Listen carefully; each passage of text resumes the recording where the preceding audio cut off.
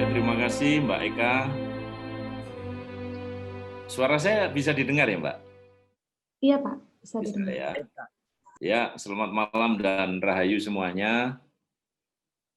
Saya sampaikan terima kasih kepada CRCS dan kawan-kawan semua yang selalu memfasilitasi webinar ini. Ya, semoga dharma dan amal teman-teman sekalian membawa dampak yang positif bagi kehidupannya. Dan para senior di Komnas Perempuan, terima kasih Mbak Kunti. Wah, ini senior-senior ini. Ya, saya akan menjelaskan tentang prosesi kematian di ajaran penghead kepercayaan yang kebetulan saya dari Sabto Dharma. Nanti akan saya jelaskan bagaimana proses kematian, tetapi sebelum saya menjelaskan tentang proses kematian, tentunya saya akan menjelaskan tentang hubungan kematian dengan asal mula manusia atau yang disebut dengan sangkan paraning dumati.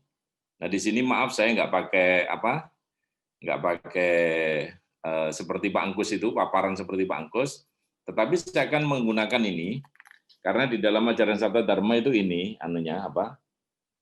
simbol pribadi. Jadi saya akan menjelaskan satu persatu nanti hakikat kehidupan dan kematian bagi penghead kepercayaan dari ajaran Sabto Dharma. Jadi di ajaran Sabto Dharma itu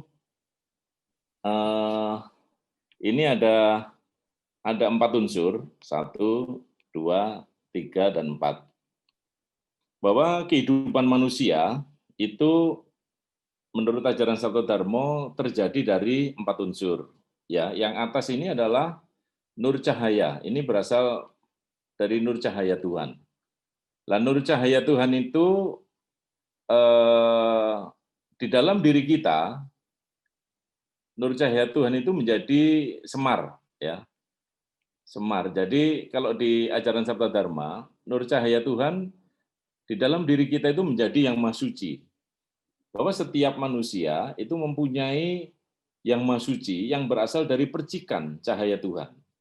Jadi kalau saya mengumpamakan bahwa Tuhan itu adalah cahaya yang maha agung, cahaya yang maha besar, maka di dalam diri manusia itu ada cahaya kecil. Ya, nah ini digambarkan dengan semar. Gambarnya jelas ya Mbak Eka ya? Jelas ya? Jelas Pak, jelas. Atau ya jelas ya. Ini semar, ini adalah lambang daripada yang maha suci. Ya, yang asalnya dari percikan dari cahaya Tuhan. Lalu ada lagi di sini adalah warna hitam, merah, kuning, dan putih. Hitam itu adalah di dalam kehidupan ini, di dalam kehidupan manusia, itu manusia nafsu-nafsunya itu dipengaruhi dari 4 unsur. Ya, unsur tanah, unsur api, unsur air, dan unsur angin, udara. Lah untuk yang unsur tanah itu dari empat unsur itu, unsur bumi tadi, tanah, api, air, dan angin, itu di dalam ajaran Sabto Dharma dipecah menjadi 11 saudara. Ya. Yang pertama itu adalah permono. Permono itu letaknya di antara alis dan atasnya alis, ya di sini. Nah, makanya ini ada ujung ini. Ini namanya permono. Permono itu kalau di dalam nafsu manusia, wataknya itu sombong. Ya, kalau permono ini diumbar, ini sombong. Dia tidak pernah mau kalah gitu ya. Itu permono, namanya permono. Lalu ada lagi, ini pengaruh, kalau permono itu pengaruh dari air dan angin. Lalu ada lagi yang namanya Gondorwurojo, ya, itu letaknya di pundak kanan. Gondorwurojo itu wataknya bengis kejam. Dia itu nggak mau, pokoknya nggak mau ngalah gitu ya, nggak tega dengan orang tua, dengan saudara, ya. Ini nafsunya bengis, kejam.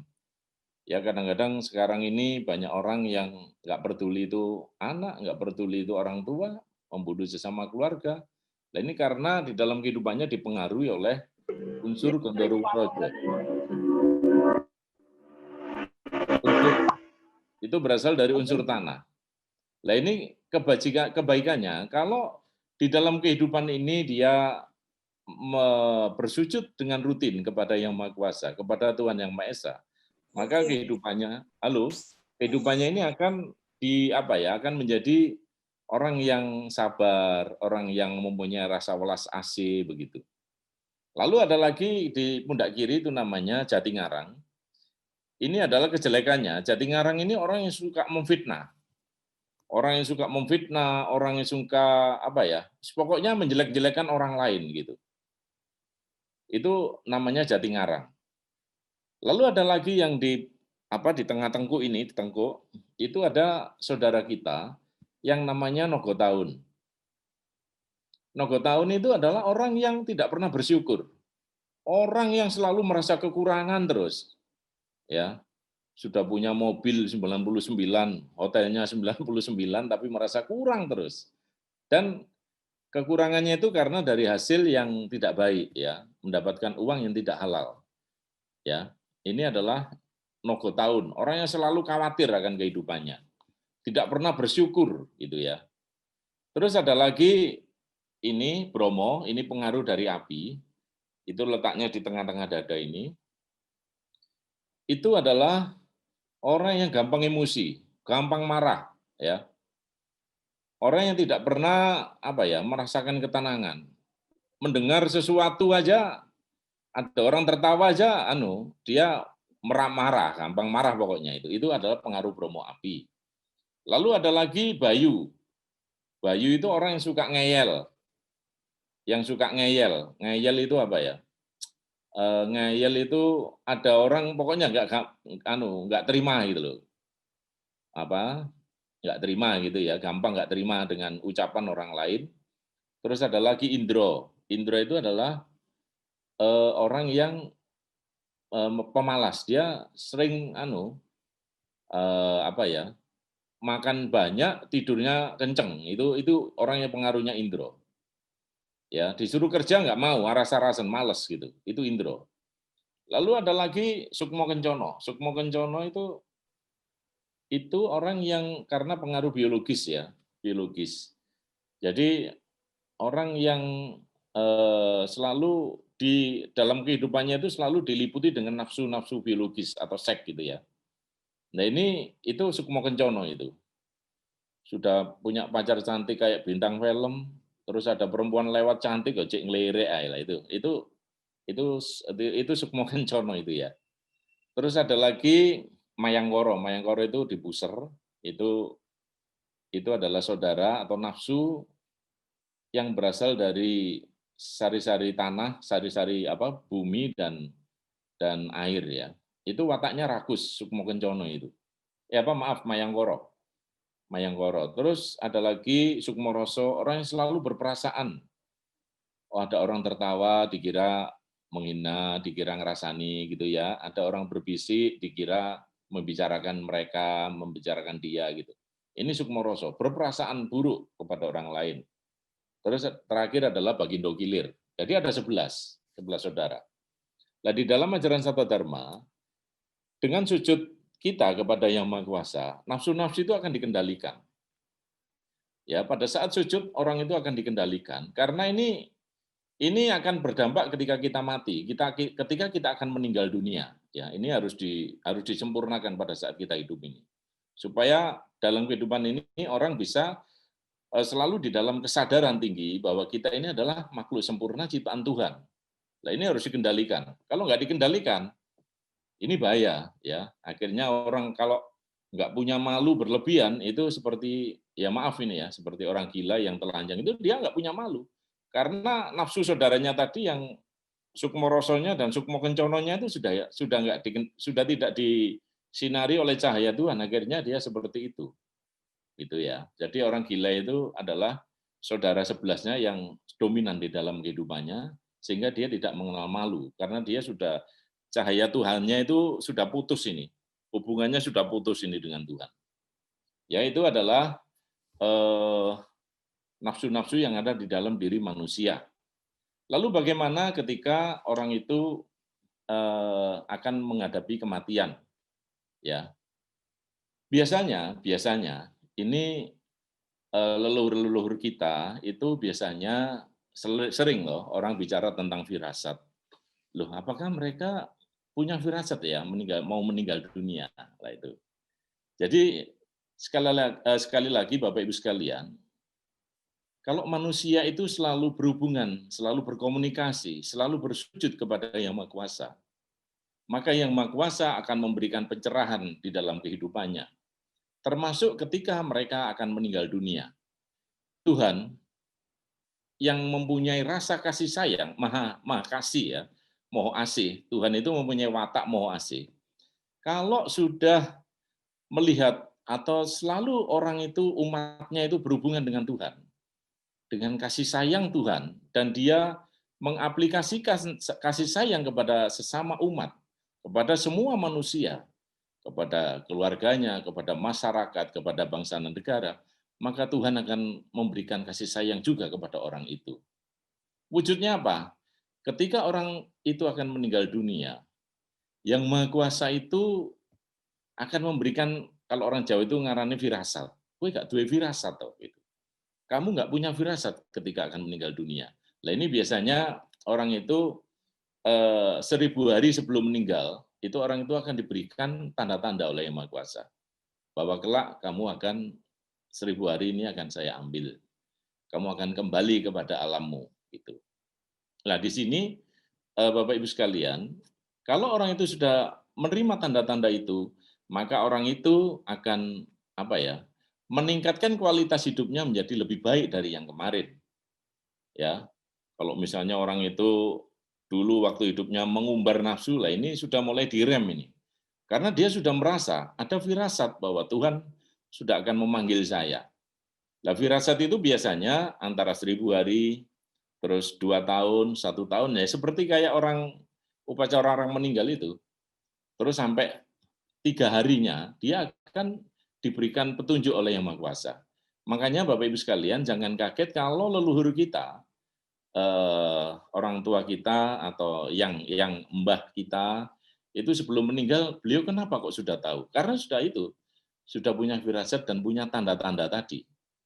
Mulai 1000 hari, 2 tahun, 1 tahun, sampai 100 hari, sampai 3 hari itu dia diberikan firasat. Lalu ketika orang itu akan apa ya, yang namanya ruh suci akan meninggalkan raga, di dalam ajaran Sabda Dharma ada yang namanya pernafasan 3. Karena di dalam ajaran Sabda Dharma itu ada ajaran yang namanya rajut. Rajut itu artinya belajar mati sakjroning urip.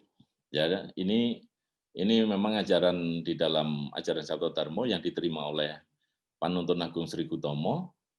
Itu di dalam ajaran rajut ini, ketika manusia nafsu-nafsu yang ada di dalam diri manusia, saudara 11 tadi yang dipengaruhi oleh 4 unsur tadi sudah bisa diendapkan, maka yang ada hanya cahaya, nur cahaya saja di dalam ketika kita berhubungan dengan Tuhan. Nah, di dalam ajaran rajut itu kita mohon kepada Yang Maha Kuasa bagaimana proses kematian ketika manusia akan menghadap Sang Pencipta. Nah, di situ ada yang namanya pelajaran pernafasan 3. Nah, pernafasan 3 itu berasal dari Nuroso, Nurbuat, Nurcahya. Nuroso itu adalah pengaruh dari Bapak, ya. Terus Nurbuat itu dari Ibu, dan Nurcahya itu berasal dari cahaya Tuhan. Jadi di dalam pelajaran rajut itu kita akan diberikan pelajaran tentang bagaimana proses kematian pada diri manusia. Ya, mulai berangkatnya sang rasa mulai dari kaki sampai ke puser. Puser itu nanti pernafasannya itu dibuang itu, yang kotor-kotor. Jadi orang yang sudah meninggal itu kotoran-kotoran, terutama nafsu-nafsu yang berasal dari unsur-unsur nurbuat itu mulai dibuang, ya. Yang tadi berasal dari 4 unsur itu dibuang, dikembalikan pada asalnya. Lalu kembali ke nurbuat, ya, mulai pusar sampai leher. Nah ini sudah nggak ada detak ini, detak nadi sudah nggak ada ini. Nah ini biasanya nafsu-nafsu yang berasal dari nurbuat juga nuroso dibuang, terutama nafsu-nafsu yang ada dalam diri kita.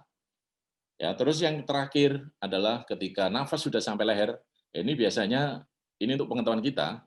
Jadi kalau ada orang yang mau meninggal, kalau ini semuanya sudah tidak ada rasa, ya mulai tangan ini sudah tidak ada detak, ya kakinya sudah nggak ada detak, tinggal leher saja. Ini biasanya tinggal nunggu aja, tinggal antara 3 jam sampai 7 jam, orang itu akan meninggal. Lah pada saat meninggal, hendaknya keluarganya itu selalu apa ya, selalu memberikan kalimat-kalimat tuntunan, menuntuni ya. Ya selalu diucapkan, kalau di dalam ajaran Sabda Dharma nuntuninya adalah Allah yang Maha Agung, Allah yang Maha Rohim, Allah yang Maha Adil, Allah yang Maha Wasesa, Allah yang Maha Langgeng. Yang Maha Suci mohon ampun, yang Maha Kuasa atas segala kesalahan dan bertobat. Itu biasanya ucapannya begitu. Tetapi ini kan sudah nggak ada ini, sudah jantung ini sudah nggak ada detak, ini tinggal nafas saja, tinggal antara leher dengan ini. Lah biasanya orang-orang yang meninggal, orang-orang yang baik, ciri-cirinya adalah mereka akan menutup mata dengan bagus, ya, menutup mata terus dengan apa, mingkem itu ya, mesem. Itu biasanya itu harus diucapkan terus, seperti orang tidur akhirnya. Nah di dalam ajaran Sabda Dharma, roh itu nanti akan keluar dari ubun-ubun, ya. Jadi mati yang sempurna menurut ajaran Sabda Dharma adalah keluarnya harus melalui ubun-ubun. Karena di dalam jabang bayi di rahimnya ibu, ya itu ubun-ubun itu adalah tempat masuknya ruh kehidupan. Ya, jadi kembalinya pun juga harus melalui ubun-ubun. Kalau Bapak Ibu melihat bayi yang baru saja dilahirkan, pasti ubun-ubunnya itu but-but ya, seperti kok kelihatan geraknya. Ini manusia meninggal juga begitu, akan yang sempurna itu keluar dari ubun-ubun. Jangan sampai dari mata, dari mulut. Lah ini menandakan hal yang kurang baik. Karena nafsu-nafsu ketika dia hidup itu akan digambarkan kalau orang itu mau meninggal. Kalau dia senang dengan matanya ini, ya mohon maaf ini ya, dalam kehidupannya dia selalu ngumbar nafsu, melihat dia rusak karena pengaruh mata, pasti nanti akan meninggalnya ini juga akan kurang baik. Mohon maaf ini biasanya sampai ada yang sampai keluar dan lain sebagainya. Kalau dia mengumbar angkara murka dari mulut, itu juga biasanya dia meninggalnya juga nyawanya bisa seperti itu. Karena pada saat kehidupannya dia mengumbar nafsu tentang kehidupan. Jadi yang bagus itu, yang benar adalah meninggal dunia menurut ajaran Sabda Dharma, keluarnya melalui ubun-ubun. Lalu bagaimana ketika orang itu menghadapi proses kematian? Ya tentu saja di dalam ajaran Sabda Dharma ya hampir sama dengan Kang Kus tadi, ya menyempurnakan layon atau badan itu memang harus disempurnakan. Ya sikapnya itu harus ditata, biasanya kaku Bapak Ibu, tangan itu kaku, nggak bisa lain. Ini biasanya diurut dengan ular roso, tali roso. Tali roso itu dipijat-pijat gini ke arah kanan, lah dia nanti akan lemas. Nah, ketika lemas dia akan kita seperti ini kondisinya ditata tangannya begitu. Kalau misalnya matanya maaf ini mendelik misalnya ini harus diuyak ini ke kanan. Terus nanti matanya akan lemas sendiri dan ditutup oleh yang keluarganya. Termasuk mulutnya pun juga gitu. Di sini ini harus diuyak ini.